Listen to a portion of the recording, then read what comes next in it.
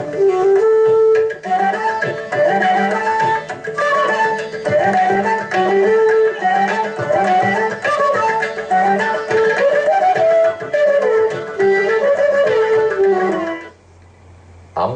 தண்ணீரே சோரே அறம் செய்யும் எம்பெருமான் நந்தகோபாலாய் எழுந்திராய், கொம்பனார்க்கெல்லாம் கொழுந்தே குலவிளக்கே எம்பெருமாட்டி அசோதாய் அறிவுராய், அம்பரமூடரு தோங்கி உலகளந்த உம்பருகோமானே உறங்காதெழுந்திராய், செம்பொற் கடலடி செல்வா பலதேவா உம்பியும் நீயும் உறங்கேல் ஓர் எம்பாவாய்.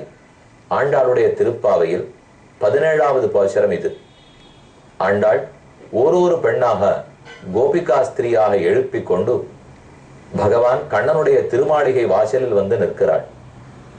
நந்தகோபாலனுடைய கோயில் காப்பான் வாசல் காப்பான், துவாரபாலகர்களை 16வது பாசுரத்தால் எழுப்பினால் நாயகனாயன நந்தகோபனுடைய கோயில் காப்பானே என்று சொல்ல வாயிற்காப்போன் தறந்து விட ஆண்டாளும் கோபிகா ஸ்திரீகளும் கண்ணனுடைய பவனத்துக்குள் நுழைகிறார்கள். இன்னைக்கு நந்த பவனம்ங்கிறது வடக்க ரொம்ப ஆச்சரியமான இடம். நந்த பவனத்தில் நந்தகோபாலர், அருகிலே யசோதை, கண்ணன், நம்பிமூத்த பிரானான பலராமன், ரோகிணி தேவி இவர்கள் எல்லாரும் எழுந்தருளி இருக்கிறார்கள். ரொம்ப ஆச்சரியமான தூண்கள் கொண்ட நந்த பவனம். அதற்குள் இப்ப ஆண்டாள் எல்லாரும் நுழைஞ்சாச்சுன்னு வச்சுப்போம். நுழைந்து ஒத்தொத்தரையா எழுப்பணும் இல்லையோ. அம்பரமே தண்ணீரே சோரே அறம் செய்யும் எம்பெருமான் நந்தகோபாலா எழுந்திராய். முதல் கட்டுல படுத்திருக்கிற நந்தகோபாலனை துயில் எழுப்பினாள். அங்க தாண்டி உள்ள போயிட்டான். அடுத்து எம்பெருமாட்டி அசோதாய் அறிவுராய், யசோத பிராட்டியை துயில் எழுப்பினாள். அதுக்கப்புறம் 3வது போய் அம்பரமூடரு தோங்கி உலகளந்த உம்பர்கோமானே உறங்காதெழுந்திராய். கடைசியா கண்ணனை போய் எழுப்பினாள். அப்ப அந்த திருமாளிகையில எப்படி எல்லாரும் படுத்துட்டு இருப்பாளாம்? முதல்ல நந்தகோபாலன், அடுத்தது யசோதை, 3வது கண்ணன். என்ன இவா படுத்துட்டு இருக்கிற வரிசை? என் கண்ணன் முன்னாடி படுத்துக்க மாட்டாரா? நடுவுல படுத்துக்க மாட்டாரா? இவர் எதுக்கு எல்லாருக்கும் பின்னாடி போய் படுத்துட்டு இருக்காருனா, நந்தகோபாலன் யசோதைக்கு எப்பவும் பயம். கண்ணனுக்கு என்ன ஆபத்து வந்துருமோ. அப்படி கூடவா கண்ணனுக்கு ஆபத்து வரும்? என்ன யாரானு தூக்கின்னு படுவாளா?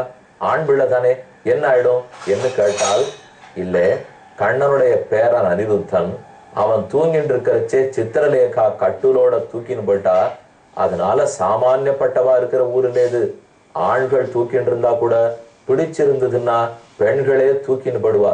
இவா தூங்கிட்டு இருக்கான்னு கூட பார்க்க மாட்டா.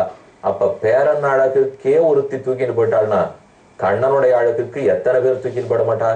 எங்கோ சோனித்தபுரத்துல இருக்கிற பெண்ணு வந்து தூக்கின்னு போயிட்டாள்னா இந்த ஊர்லயே இருக்கிற இடைப்பெண்கள்லாம் தூக்கின்னு போயிட்டா என்ன பண்றது? அப்ப கண்ணனை ஜாகிரதையா பாத்துக்கணும். வயசானவர்களே தூக்கின்னு போறாள்னா இந்த குழந்தை கண்ணன் எத்தனை அழகா இருப்பார். அப்ப அவரை விட்டு கொடுத்துட முடியுமா? அதனாலதான் நந்தகோபாலன் முதல்ல படுத்துக்கிறார், யசோதை அடுத்து சேனிக்கிறாள், 3வது தான் கண்ணன். யாரானு தூக்கின்னு போகணும்னாலும் நம்ம 2 பேரையும் தாண்டித்தான் கண்ணனை தூக்கின்னு போக முடியும். இதுக்காக கண்ணனுக்கு பாதுகாவலா இவா 2 பேரும் படுத்துட்டு இருக்கலாம். இன்னொரு அழகான சரித்திரம் சொல்லப்படாது. அது இந்த நாம பார்த்துட்டு இருக்கிற கதையோட தொடர்புடையது. அதனால ஆண்டாளுடைய அந்த பாசுரத்தோட சேர்த்து சொன்னேன். இப்ப நம்ம ஞாபகம் வச்சுக்க வேண்டியது என்ன? சித்திரலேகா போய் அனிருத்தனை தூக்கின்னு வந்தா இது ஞாபகம் இருக்கிறதுனாலே அந்த ஊர்ல எல்லாருமே ஜாகிரதையா இருப்பார்களாம். கண்ணனை தூக்கின்னு பட போறாளேங்கிறதுக்காக எப்போதும். ஆனா என்ன ஒரே ஒரு சந்தேகம் வரும், கண்ணன் இப்ப சின்ன பிள்ளையா இருக்கிறச்சே நந்தகோபாலன் பக்கத்துல படுத்துட்டு இருக்கார். இவருக்கு கல்யாணம் ஆகி குழந்தை பிறந்து, பிரத்யும்னன் பிறந்து, அவனுக்கு கல்யாணமாகி குழந்தை பிறந்து, அனிருத்தன் ஆகி, அந்த அனிருத்தனா சோனிதபுரத்தின் சித்திரலேகா தூக்கின்னு போனா. அப்ப இன்னும் கிட்டத்தட்ட 60-70 வருஷம் போனமே. அதற்குள்ள முதல் நாளே தெரியுமாண்ணா என்னைக்கும் அனிருத்தனை தூக்கின்னு போறாள்னா அப்ப அவனுடைய தாத்தா கண்ணனுக்கு அன்னைக்கு எவ்வளவு அழகு இருந்திருக்கும். தாத்தாவானப்பவே அவ்வளவு அழகு இருந்ததுன்னா இப்ப குழந்தையா இருக்கிறச்சே எத்தனை அழகு இருக்கும். அதனால இப்பவே ஜாகிரதையா பாதுகாத்தான் உண்டு. என்ன யசோதையின் நந்தகோபாலனும் அப்படியே கண் வெச்ச கண் வாங்காம கண்ணனை காப்பாற்றுவார்களாம். இது ஆண்டாளுடைய திருப்பாவை பாசுரம். இப்ப நாம பார்த்துட்டு இருக்கிறது உஷை அனிருத்தனுடைய காதல் சரித்திரம். 2 பேரை இன்னும் பாணாசுரன் கண்டுபிடிக்கலே. ஆனால் தற்போது காவலாளிகள் போய் விஷயத்தை சொல்லி கொடுத்துட்டார். கோபமா தன்னுடைய கத்தி எடுத்துன்னு பாணாசுரன் வருகிறான். அதை சொல்றார். ததா பிரவ்யதிதோ பாணோ துகிதுஹு ஸ்ருததூஷணः त्वरितः கன்யகாகாரம் பிராப்தோ திராக்ஷீத் யத்வுத்வஹம் காமாத்மஜம் தம் புவனைக சுந்தரம் ஷியாமம் பிசங்காம்பரம் அம்புஜேக்ஷணம் பிருகத்புஜம் குண்டல குந்தல த்விஷா ஸ்மிதாவலோகேனச்ச மண்டிதானனம். அப்ப சட்டென்று அந்த புறத்துக்குள்ள வர எவ்வளவு அழகா ரெண்டு பேரும் ஒரு கட்டுல உட்காந்து பேசிட்டு இருந்திருக்கா. இவன் அழக பார்த்தா அவளோட பொருத்தம் எப்படி இருக்கு, அவள் அழக பார்த்தா இவனோட பொருத்தம் எப்படி இருக்கு. ரெண்டையும் பார்த்து பாணாசுரன் இத்தனை கோபத்தோட வந்தாலும் தன் மருமகன் ஆறுன்னு அந்த அழகுல மயங்கி இவர் என்ன கண்ணனை மிஞ்சிடுவார் போட்டிருக்கே, அத்தனை அழகா இருக்காரே. காமாத்மஜன், காமதேவனே பிறந்த பிரத்யும்னனுடைய பிள்ளை, புவனைக்க சுந்தரம், இந்த உலகத்துக்கே இவன் ஒத்தந்தான் அழகோ. சியாமம், கருத்த திருமேனியோடே, பிசங்க அம்பரம் அம்புஜேக்ஷணம், தாமரை கண்களோடே, உயர்ந்த பட்டு பீதாம்பரத்தோடே, பிருகத்புஜம், பருத்திருக்கிற தோள்களோடே, குண்டல குந்தள த்விஷா, சுருண்டு நீண்டு கருத்து இருக்கிற திருக்குழல், காதுகளிலே தொங்கட்டான போல ஆடிக்கொண்டிருக்கிற அழகான குண்டலங்கள், ஸ்மிதாவலோகேன உஷையனிடத்துல பேசிருக்கிறதுனால் ஆனந்தமா புனிசிரிப்பு மாறாத உதடுகள், மண்டிதானனம், அழகிய திருமுக மண்டலம். இவனை பார்த்த உடனே நம்ம கோபமே போயிடும் போல் இருக்கே. ஆனா பாணாசுரன் விட்ட கோபத்தை வரவழைச்சிருந்தார். இவர் நம்ம பொண்ணோட தவறா கொடுத்தனமாயிட்டு இருக்கார், இவரை அடிச்சு போடுறதுக்கு வந்திருக்கோம், நாம என்ன இவர் அழகிலே மயங்கி விடுவோம் போல் இருக்கே. உத்வம்யமௌர்வம் பரிகம் व्यवस्थिता यथान्तको दंडधरो जिगांसया जिजृक्षया तान् परितः प्रसत्पतः शुनो यथा सूकर यूथपोहनत् तं नागपाशेत् बलिनन्दनो बलि घ्नन्तं स्वसैन्यं कुपितो बबन्धः उषा भृशं शोकविषाद विह्वला बद्धं निशाम्य ஆஸ்ருகலாக்ஷரௌதிஷீத். சட்டென்று அனிருத்தன் விழித்துக் கொண்டான். ஓ, இவர் உஷயனுடைய தாப்பனார் வந்திருக்கார், நம்ம அழிக்கிறதுக்காக வந்திருக்காருன்னு பரிகம்ங்கிற பெரிய ஆயுதத்தை எடுத்துட்டு உடனே எதிர்க்க போனான். சிறு சண்டை மூண்டது. ஆனா மருமகனை இப்படி விட்டுடுறதுக்கு மனசில்லே. நாகபாசங்களாலே பாணாசுரன் கட்டி விட்டான். இவனுக்கு நல்ல தண்டனை கொடுக்கணும்னுட்டு பாசக்கயிற்ற கொண்டு, பாசங்கிறது வெறும கயிறு அல்ல, அது மந்திரத்தாலே பூரிக்கப்பட்ட பாசம். நாகபாசங்கள்னா நாகமந்திரம் சொல்லியிருப்பா, பாம்பு மந்திரம் சொல்லியிருப்பா. அந்த மந்திரத்தை சொல்லி போட்டு கட்டி வச்சுட்டார். அவ்வளவுதான், அவனால ஒண்ணு செயல்பட முடியல. பக்கத்துல இருக்கிற உஷை அழ ஆரம்பிச்சா. ஓ, நம்ம ஆசை கணவன் இந்த மாதிரி போடுவர் போல் இருக்கே. இது ஒரு பக்கத்துல இவா வருத்தப்பட்டுட்டாளா? அந்த பக்கம் துவாரகையில என்ன நடந்தது? 4 மாசம் இவர் எங்க போனார்னே தெரியல. வருஷா காலம், மழைக்காலம் வந்து விட்டது. மழைக்காலம் வந்தா அந்த நாளெல்லாம் தேட போறதுக்கு முடியாது. அதனால துவாரகை பட்டணமே அனிருத்தனை காணோம் காணோம், எங்கே எங்கேன்னு தேடி பார்த்துட்டு மழைக்காலம் வந்து எங்க போனான்னு தெரியல. அடுத்த அத்தியாயம் 63வது அத்தியாயம். அபஷ்யதாம் ச அனிருத்தம் தத் பந்தூனாஞ்ச பாரத சத்வாரோ வார்ஷிகா மாசா व्यतीयुः அனுசோச்சதாம் பிரயுஹு சோணிதபுரம் விருஷ்டயः கிருஷ்ண தேவதாக. அதுக்கப்புறம் தான் செய்தி தெரிஞ்சது. சோணிதபுரத்தில் பாணாசுரனாலே கட்டுப்பட்டு அனிருத்தன் கிடக்கிறான். செய்தி வந்தது. மொத்த பேரும் பட திரட்டிண்டு கிளம்பினான். கண்ணனை தலைவனாக கொண்டு பெரும் படை திரண்டு துவாரகையிலிருந்து சோணிதபுரம் அடைந்தது. ஒத்தருக்கொத்தர் சண்டை மூண்டது. பாணார்த்தே பகவான் ருத்ரஹ சசுதைஹி பிரமதைர் விருதஹ. 12 அக்ஷௌகிணி சைன்யத்தோட கண்ணன் வந்தார். அதே போல சமமான பலம் 12 அக்ஷௌகிணி சைன்யத்தை பாணாசுரன் திரட்டினான். அதோடல்லவே நேர இவனுக்கு உதவி காப்பாத்துறதுக்கு பரமசிவனாரே இருக்காரு இல்லையோ. பரமசிவனார், தம் பிள்ளை ஸ்கந்தன், பக்கத்துல அக்னி பகவான், கிருத்தியை, காளி, இவர்கள் எல்லாருமாக கண்ணனை எதிர்த்து பாணாசுரனை காப்பாத்திடுவோம் என்ன விரதம் வச்சுட்டு கிளம்பியிருக்கா. ஒத்தத்தரோட சண்டை. ஆருஹ்ய நந்தி ரிஷபம் யுயுதே ராமகிருஷ்ணயோகோ. நந்தி ரிஷபம் இவர்களை முன்னிட்டு கொண்டு பரமசிவனார் வரார். யாருக்கும் சண்டை வந்தது. கிருஷ்ண சங்கரயோகோ, கண்ணனுக்கும் சிவனுக்கும். பிரத்யும்ன குஹயோரபி, பிரத்யும்னனுக்கும் முருகனுக்கும். கும்பாண்ட கூபகர்ணாபியாம் பலேன சக சயுகா. கும்பாண்டன் பாணாசுரனுடைய மந்திரி, இன்னொருத்தர் கூபகர்ணர். இவா 2 பேரோட பலராமன் சண்டையிட்டார். சாம்பஸ்ய பாணபுத்திரேன, பாணாசுரனுடைய மகனோடே சாம்பன் சண்டையிட்டார். பாணேன சக சாத்தியகேகே, சாத்தியகையும் பாணாசுரனும் சண்டையிட ஆரம்பித்தார்கள். பிரம்மாதயா சுராதீஷாக முனையா சித்தச்சாரணாக. முனிவர்கள், சித்தர்கள், சாரணர்கள், பிரம்மாதி தேவர்கள் மொத்த பேர் ஆகாயத்துல கூடி, இதென்ன கண்ல காண்டாத காதல கேட்கப்படாத சண்டையா இருக்கே, இந்த சண்டை என்ன ஆறுதுன்னு பார்ப்போம் என்ன. ஒண்ணுக்கு சண்டையை பார்க்க ஆரம்பிச்சா. பிரத்யஸ்திரைஹி சமயாமாச சார்ங்கபாணிர் அவிஸ்மிதா. பிரம்மாஸ்திரஸ்ய பிரம்மாஸ்திரம் வாயவ்யஸ்ய பார்வதம். ஒரு அஸ்திரமா பரமசிவனார் விடுறார்.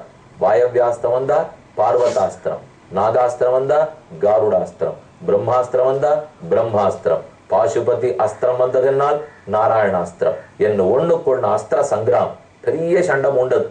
நம்ம உடனே சந்தேகம் வரும், ஓ இவர்கள்லாம் இப்படிதான் சண்டை போட்டுருப்பா போல இருக்கு, அப்ப தலைவர்களே சண்டை போட்டுருக்காள்னா தொண்டர்களான நாம போட்டு கூடாதா?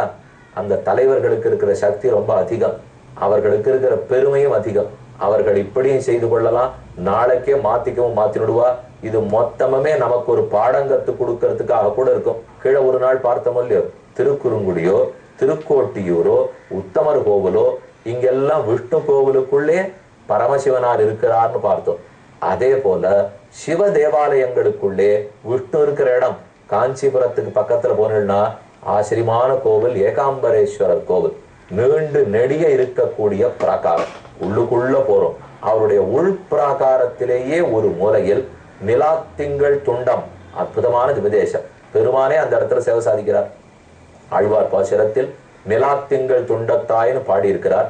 நிலா குளிர்ந்திருக்கக்கூடிய நிலா, திங்கள் அன்றன்று அன்றன்று ஒரு நாள், அன்னன்னி நாள் அந்தந்த மாசம், அது அன்னன்னைக்கு புதுசா நிலா எப்படி குளிர்ந்ததாக இருக்குமோ அதே போல இந்த திபதேச பெருமானும் எப்போதும் குளிர்ந்தவரா இருக்கார். அவர் இப்ப பரமசிவனாருடைய கோவிலுக்குள்ளதான் இருக்கார். அதே போல மீனாட்சி அம்மன் கோவிலுக்குள்ள வரும்னா அம்மன் கோவில் ஒரு இடத்துக்கு போறோம். அப்ப காஞ்சிபுரத்துல போய் சேவிக்கிறோம், காமாட்சி அம்மனுடைய சன்னதி. மதுரைக்கு போறோம், மீனாட்சி அம்மனுடைய சன்னதி. இதே காஞ்சிபுரத்தில் காமாட்சி அம்மன் அவருடைய கோவிலுக்குள்ளே சென்றோம்னால் திருக்கல்வன், பகவானே கல்வன். எவ்வளவு கள்ளத்தனம் பாருங்க, எங்கெங்க ஓடி ஒளிஞ்சு என்னென்னலாம் பண்ணி விடுவோம், பண்ணிவிட்டு இந்த சன்னிதானத்துக்குள்ள வந்து நின்னுட்டா இருப்போம். அப்ப அந்த கோவிலுக்குள்ள விஷ்ணு இருக்கிறாரே, அப்ப விஷ்ணு கோவிலுக்குள்ள சிவன் இருக்கிறதையும் பார்க்கிறோம், சிவனுடைய சன்னிதானத்துக்குள்ள விஷ்ணு இருக்கிறதையும் பார்க்கிறோம். இது எப்ப ஏற்படுத்தினா, எப்படி ஏற்படுத்தினா, எதுக்காக ஏற்படுத்தினாலும் இருக்கட்டும், வெகு நாட்களாக ஏற்பட்டு இருப்பது உண்மைதானே. அப்ப ஒருத்தருக்கொத்தர் ஒற்றுமையா வாழறது தானே கத்துக்கணும். அனைவரும் சனாதன தர்மத்தை பின்பற்றுவர்கள், அனைவரும் வேதத்தை பின்பற்றுபவர்கள், அதை மறந்துடவே கூடாது. ஆதாரமான நூல்னு சொன்னா வேதங்கள், 4 வேதம், அதே போல உயர்ந்த உபனிஷத்துக்கள், இதிகாச புராணங்கள், இதை ஒத்துண்டு பேசுறவா தானே அத்தனை பேரும். அப்ப அதன் வழிதான் நாம ஒத்தொத்தர் நடக்கணும். இது நாடகத்தை போலே பெரியோர்கள் சில விஷயங்களை புரிய வைக்கிறதுக்காக பண்ணுவாளே தவிர அவர்கள் பண்ணார்கள்ங்கிறதுக்காக நாம சண்டை போட்டுட முடியுமா? எப்போதும் ஒற்றுமையா இருக்கணும். இதுக்குதான் எத்தனையோ உற்சவங்கள் ஏற்பாடு செய்யப்பட்டுள்ளன. என் திருக்கண்ணபுரத்துல சபரி பெருமாள் சிவன் திருக்கோலம் சாத்தி கொண்டு காட்சி கொடுக்கிறார். அதையும் நீங்க எப்பவான வாய்ப்பு கிடைச்சதுன்னு வச்சுக்கோ, அவசியம் போய் அதை சேவிச்சுட்டு வரணும். ஏன்னா திருக்கண்ணபுரம் இருக்குன்னா பக்கத்திலேயே பல சிவக்ஷேத்திரங்கள். அந்த எம்பெருமான் ஆட்டமே இவரும் தான் வேஷமிட்டு கொண்டு ஒரு நாள் அவர் காட்சி கொடுத்துட்டு இருக்கார். இப்படி பல இடம் பார்த்து ஒற்றுமையா இருக்கிறதுக்கு நாம தான் தெரிந்து கொள்ள வேண்டும். சரி, நாம ஒற்றுமையா இருப்போம், ஆனா அவா சண்டையை விட்டுட முடியுமா? இப்ப கண்ணனும் சிவபெருமான சண்டைக்கு மோகயித்வாது கிரிசம் ஜிரும்பணாஸ்திரேண ஜிரும்பிதம் பாணஸ்ய பிரதனாம் சௌரிஹி ஜகான அசிகதேஷுபிஹி ஸ்கந்தஹ பிரத்யும்ன பாணைகைஹி ஸ்கந்தஹ பிரத்யும்ன பாணௌகைஹி அர்த்யமானஹ சமந்ததஹ அஸ்ருங் விமுஞ்சன் காத்ரேப்யா சிகினாபாக்ரம திரணாத். ஒத்தருக்கொத்தர் பெருத்த சண்டை மூல இவர்களுடைய அடி தாங்காமல் அக்னி பகவான் ஓடி போறார், கிருத்தை ஓடி போறது, காளி ஓடி போகிறாள். ஸ்கந்தனால நிற்க மாட்டாமல் தன்னுடைய மயில் வாகனத்தில் ஏறிக்கொண்டு அந்த இடத்தை விட்டே நெறிந்து விட்டார். ஆழ்வார் ஒரு பாசுரத்துல சாதிக்கிறார், நேர் செறிந்தான் கொடி கோடி கொண்டான், பின்னும் நேர் செறிந்தான் எரிய மணலோன், பின்னும் நேர் செறிந்தான் முக்கண் மூர்த்தி கண்டீர், அப்பன் நேர் செறிவாணன் திண்டோள் கொன்னவண்ணே. பாணாசுரனை முடிக்க கண்ணன் வந்தபோது இவர்கள் ஒத்தத்தரும் தோற்றோடினார்கள். ஆனா ஓடின்னு இருக்கிறவா நின்னு கண்ணனை பார்த்து கேட்கிறா, உம்மால் ஏற்படுத்தப்பட்டவர்கள் நாங்கள், நீர் கொடுக்கும் தொழிலை செய்து கொண்டிருக்கிறோம், எம்மை நீரே அடித்தால் நாம் என்ன செய்வோம்? கண்ணன் பதில் சொல்றார், அப்ப எனக்குத்தானே தொண்டு புரிய வேண்டும், என்னை போய் நீங்கள் எதிர்க்கலாமா? அதற்காகத்தான் உம்மை அடித்தோம் என்று கண்ணன் கூறுகிறார். ஒத்தருக்கொத்தர் பேச்சுவார்த்தை என்ன நடந்தது, கடைசியில எப்படி சமாதானமாச்சுன்னு பார்ப்போம்.